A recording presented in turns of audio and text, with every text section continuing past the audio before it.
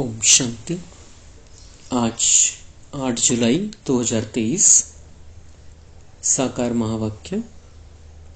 मीठे बच्चे, प्रतिज्ञा करो, जब तक सतयुगी स्वराज्य स्थापन नहीं हुआ है तब तक हम सुख की नींद नहीं सोएंगे। पवित्र बनकर सबको पवित्र बनाएंगे। प्रश्न: ड्रामा में कौन सी मौत होना भी जैसे संगम युग की रस्म है? उत्तर: विजय माला में आने का पुरुषार्थ करने वाले अच्छे अच्छे बच्चे भी आश्चर्यवत सुनंती कथनती फिर भागंती हो जाते अर्थात मर जाते हैं। ऐसी मौत भी संगम युग की जैसे रस्म बन गई है। श्रीमत पर न चलने से माया हरा देती है। बाप का बनकर हाथ छोड़ा तो गोया मर गया। तकदीर पर लकीर लग जाती है। गीत बजा है। दर पर आए हैं कसम लेके। ओम शांति। मीठे मीठे जीते जी मरने वाले बच्चों ने यह गीत सुना। जो जीते जी कुर्बान गए हैं, सब तो कुर्बान नहीं गए हैं, नंबरवार पुरुषार्थ अनुसार जीते जी मरते हैं। जब कोई गोद में लेते हैं या एडॉप्ट करते हैं तो एक परिवार को छोड़कर दूसरे परिवार का बनते हैं। बच्चे जानते हैं हम आसुरी परिवार से मरकर अभी ईश्वरीय परिवार के बने हैं। ईश्वर ने आकर गोद में लिया है। अज्ञान काल में कोई ईश्वर की गोद नहीं लेते हैं, धर्म के गुरु की गोद ले लेते हैं। जैसे वल्लभाचारी श्री कृष्ण के मंदिर में बच्चे को श्री कृष्ण की गोद में देते हैं, परंतु वह तो है जड़ चित्र, इसलिए फिर ब्राह्मण पुजारी गोद में ले लेते हैं वैष्णव बनाने के लिए। ऐसे गोद में तो बहुत लेते हैं।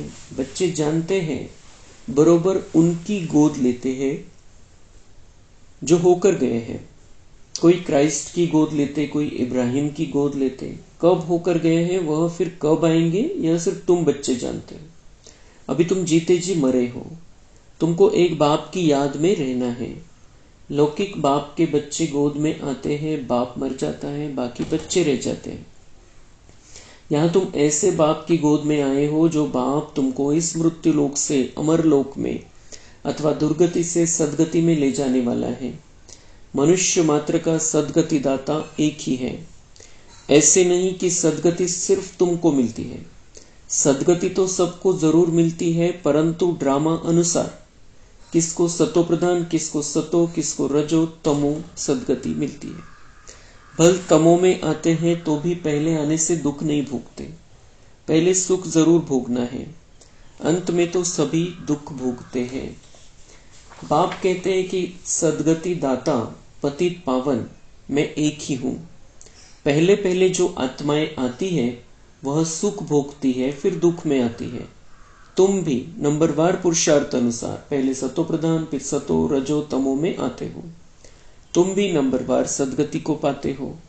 मुख्य 8 दाने गिने जाते हैं ना। अब तुम सब द्रौपदिया हो। बाप के बने हो तो बाप को कभी छोड़ना नहीं है, परंतु श्रीमत पर याद नहीं करते हैं तो फिर माया हाथ छुड़ा देती है।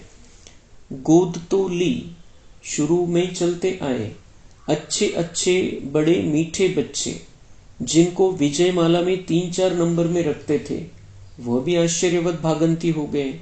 यह भी इस संगम युग की रस्म रिवाज है।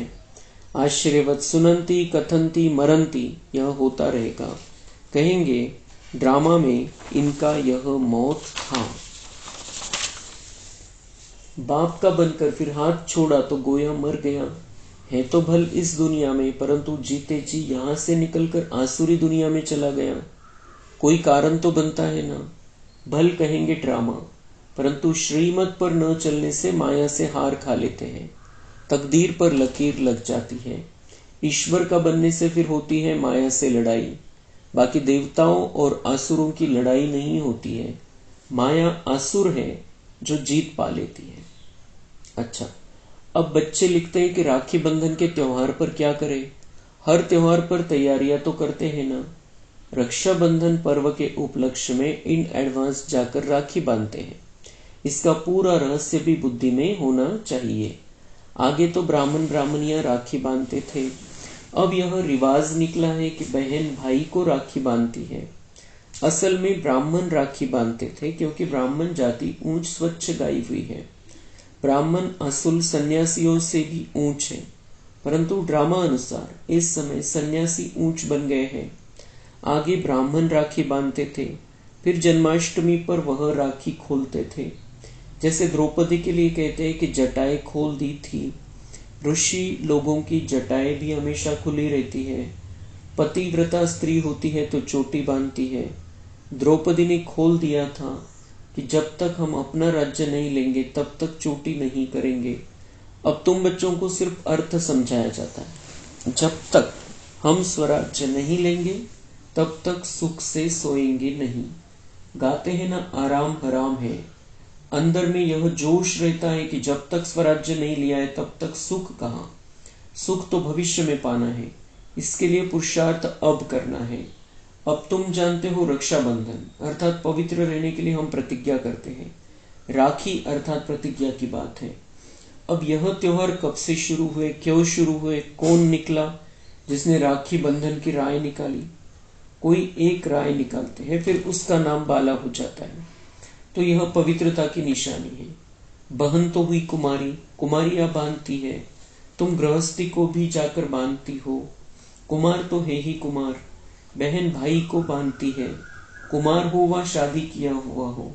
शादी किया हुआ फिर पवित्र रहे, यह तो बड़ा मुश्किल है। भगवान कहते कि अंतिम जन्म पवित्र बनो तो भी नहीं बनते हैं। तो बहन द्वारा कुमार भाई को राखी बांधनी चाहिए कि प्रतिज्ञा करो हम कभी विष नहीं पिएंगे। जो है ही विकारी वह तो कभी विकार को छोड़ेंगे नहीं। भगवान का फरमान भी नहीं मानते हैं।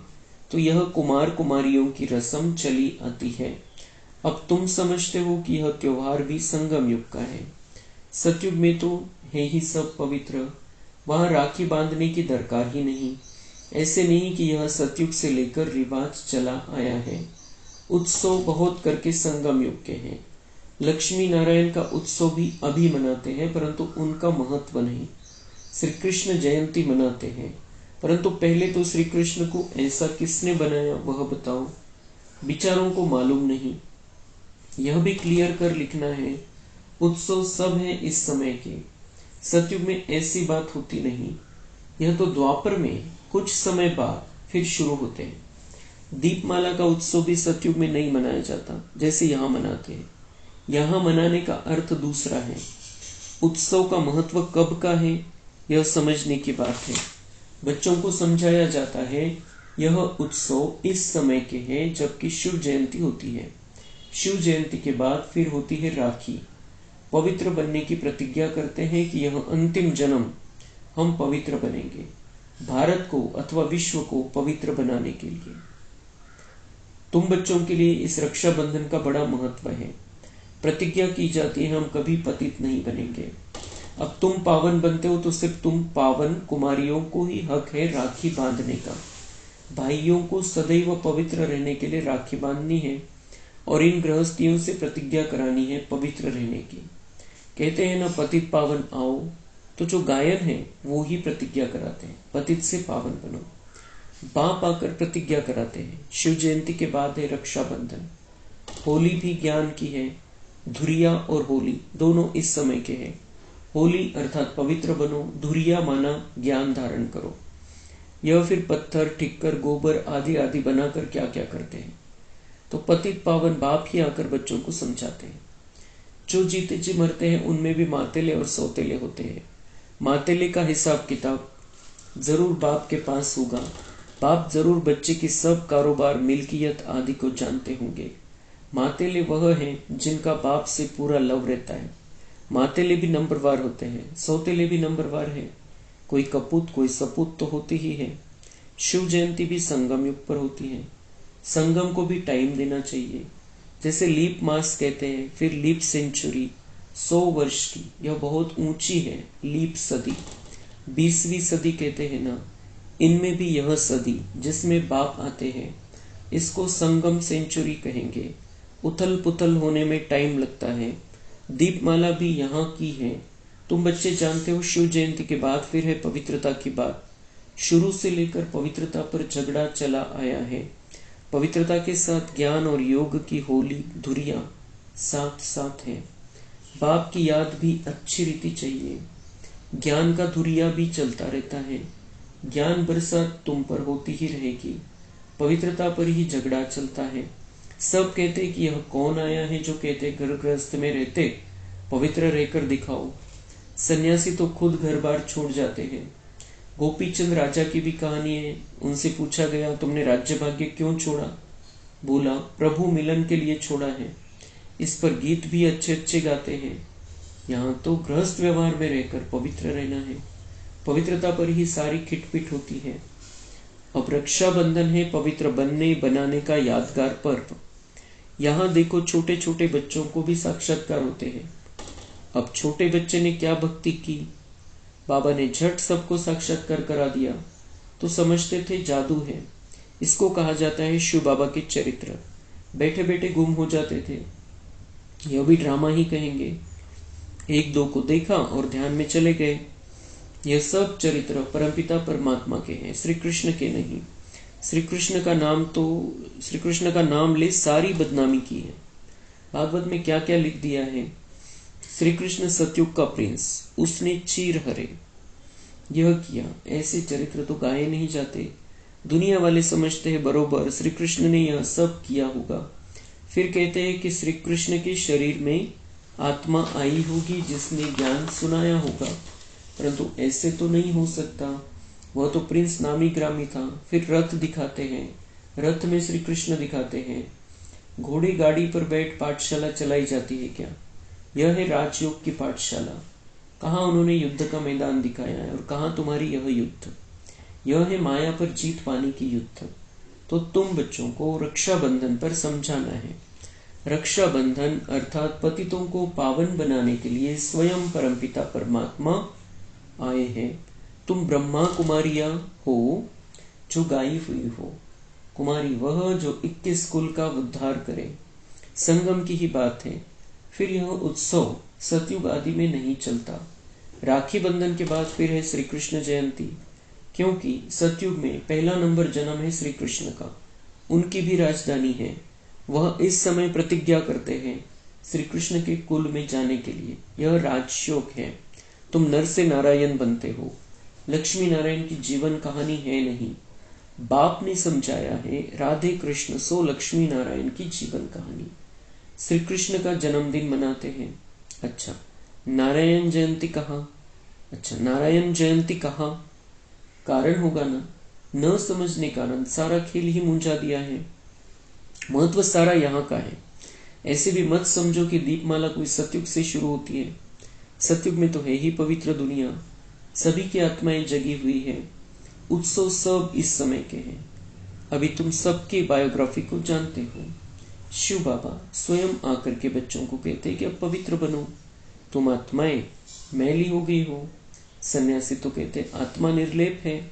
इसलिए बहुत लोग कह देते हैं अंडा मछली आदि खाने में कोई हर्जा नहीं है। सबके अपने अपने रस्म रिवाज है ना। आगे काली पर मनुष्यों की बलि चढ़ाते थे।